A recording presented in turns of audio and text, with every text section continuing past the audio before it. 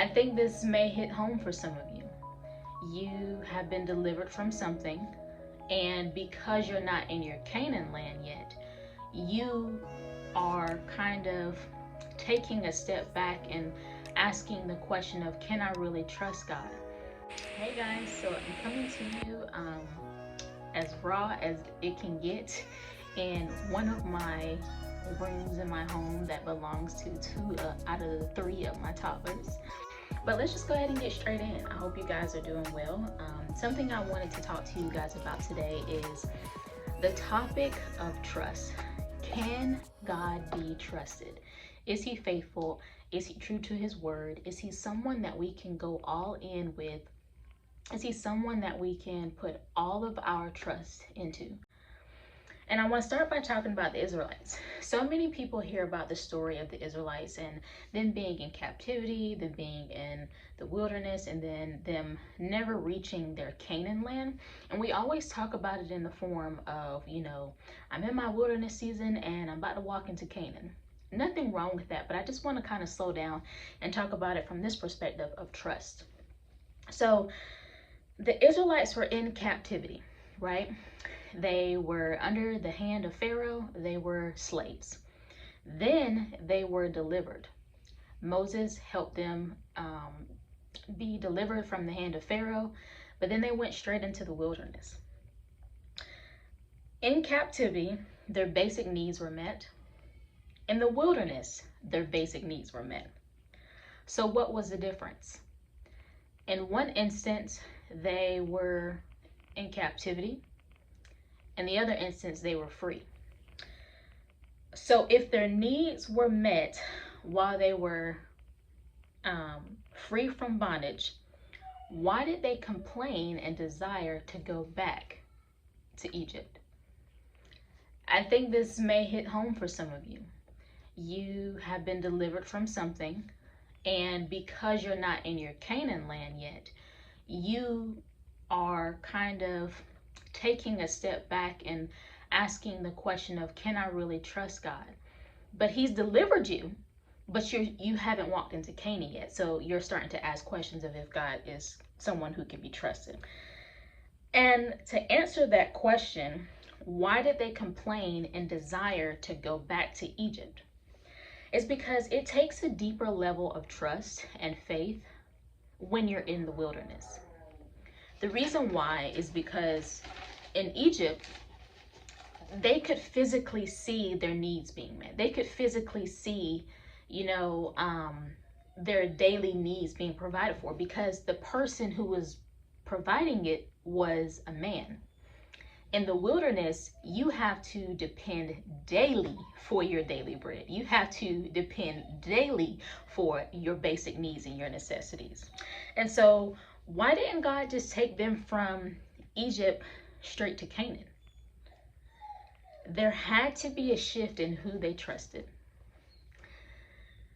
When you're in Egypt, when you're in slavery, for instance, you're depending on your paycheck. You're depending on a family member. You're depending on an individual. Your trust is in something or someone other than God.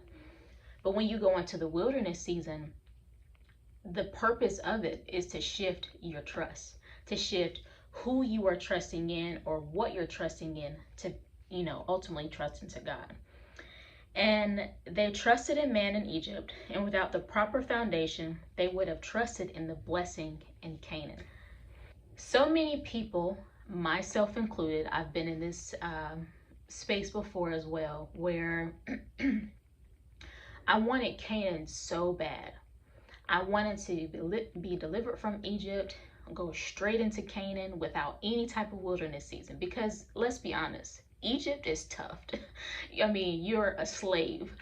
There's nothing fun about being a slave. And so it only makes sense you want to go straight into Canaan. But the thing is, if you go straight into Canaan without having a wilderness season, you will fail to get your the proper foundation of trusting in God. You will go into Canaan and start trusting in the blessing. You'll start trusting in whatever it is God told you he was going to give you. And so the question isn't whether or not God can be trusted in his ability to um, give you the promise. It's, do you trust him in his heart for you? One of the things that I'm really passionate about, just because of my own personal story and just seeing how God has helped me and healed me in different areas, is God's heart for his people, specifically his children.